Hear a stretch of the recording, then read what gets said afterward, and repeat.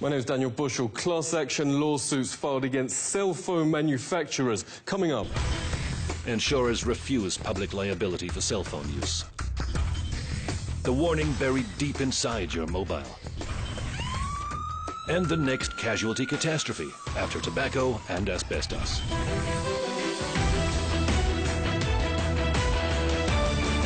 I would hold my cell phone here, and the tumor was right there.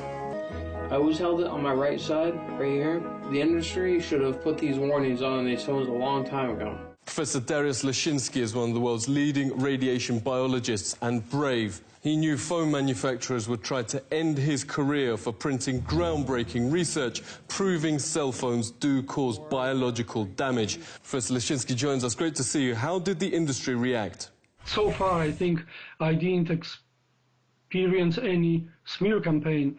But in my case, it was just that the industry used the influence to prevent funding of my research projects. Studies like Professor Leszczynski's now allow top neurosurgeons to issue a stark cell phone warning. It's essentially cooking the brain.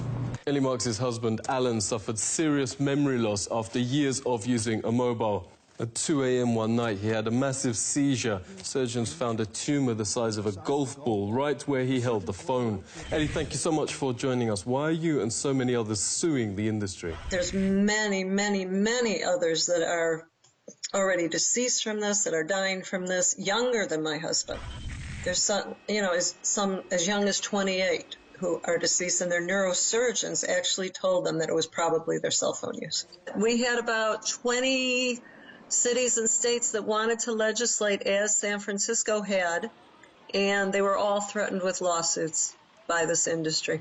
This is a photo of Brett Bocook's brain. The top quarter responsible for body balance has had to be removed after surgeons found this vast tumor right where he held the phone. A US national rowing champion, now he can barely move. Brett, great to speak to you. Tell us about the class action lawsuit against the phone industry. The only way you can really educate the public against big business is through lawsuits. That wasn't until the district attorneys in the United States sued and got involved and sued the cigarette industry that there was they had to pay millions and millions, hundreds of millions of dollars for public education as to the dangers of smoking.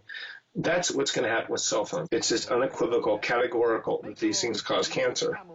And it's also, they don't want you to know that. This is on the same trajectory as smoking, because if you look at smoking in the 60s, they had doctors coming on TV and on print saying, hey, smoke Marlboro or smoke this brand because it's good for your cough. And see how well Camels agree with your throat.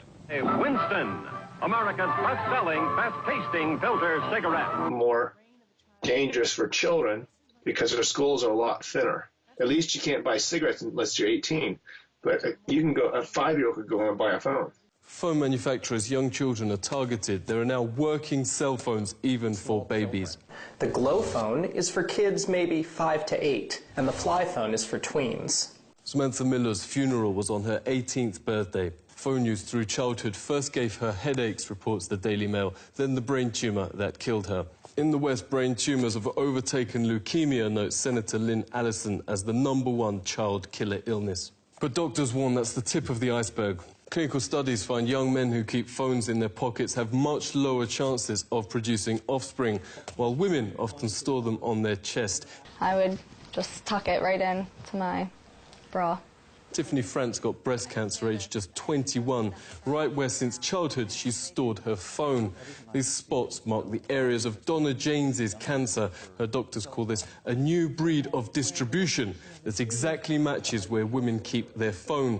It's very unusual pattern where these multiple small cancers were confined to the upper inner aspect of the breast. And so I've never seen anything quite like this. This is a radiation detector in normal surroundings, around 30 microvolts a meter. Microwave ovens reach 800 microvolts. Wi-Fi routers use the same radiation technology. Loading a film on a tablet PC reaches 2,000. Some of the world's best-selling smartphones register over 1,000 times above normal levels. Insurers have in fact stopped covering cell phone manufacturers for public health. Insurance firms privately call cell phones the next public casualty catastrophe after asbestos and cigarettes. Phone manufacturers have now quietly inserted a legal disclaimer. On iPhones, you have to go to Settings, General, About. At the bottom, scroll down to Legal. And at the end, RF exposure, radio frequency exposure. Unlike most pages, the small print here can't be enlarged, but it reads, carry iPhone at least 10 millimeters away from your body. At the same time, the industry says all its studies show phones are perfectly safe. Radio waves from cellular phones are safe. Conflict of interest. Harvard ethics professor Lawrence Lessig calls industry-paid studies which consistently conclude phone radiation is harmless. Independent scientists, meanwhile, overwhelmingly find the most serious problems, from DNA damage, 3 times lower sperm counts, 290% more brain tumours, autism and birth defects.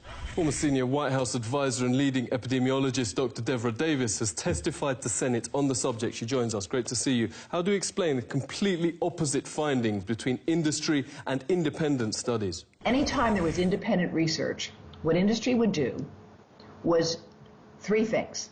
First, they would go attack the scientists who had done the studies. They would try to get them fired, they'd try to get their funding taken away, or they would fraud.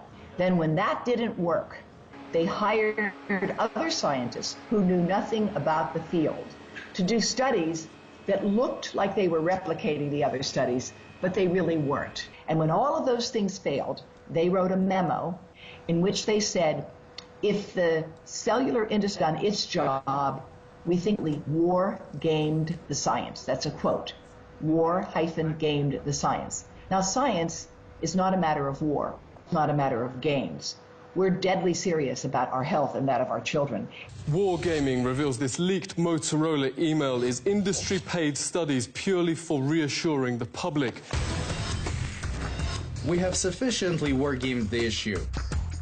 Sting has exposed how easy it is to get phony studies in print. Posing as a serious scientist, John Bohannon sent in a paper full of schoolboy errors, offering payment for publication. Incredibly, more than half the journals in these countries all around the world published it, even lying to the public that the study had been peer-reviewed. Investigative journalist Anthony Gucciardi has broken numerous health scandals. Great to see you. Surely big business wouldn't fake studies to put millions of lives at risk. Do we have documented precedents?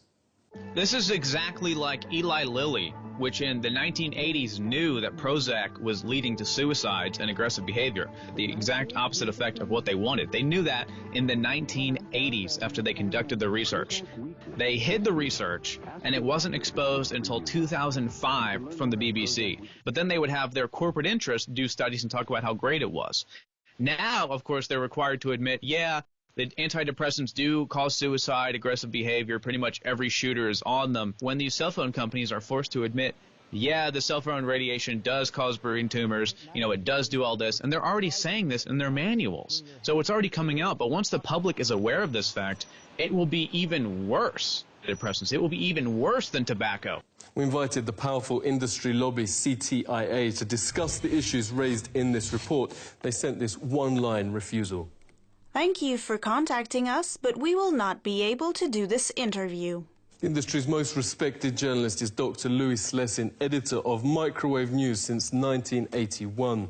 Louis, great to speak to you. There seems to be a parallel universe, what the industry says and everyone else. The whole system is broken. People are not being told the truth. It's crazy. It's easy to say we made a mistake on tobacco after we know that tobacco is killer. The point is to take action.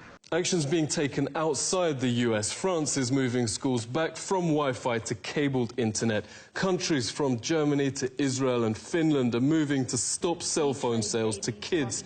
But Obama just made industry chief lobbyist Thomas Wheeler head of the regulator itself, the FCC. A former administration official calls it another astonishing conflict of interest. So doctors who want parents at least informed of cell phone dangers to their kids say they aren't holding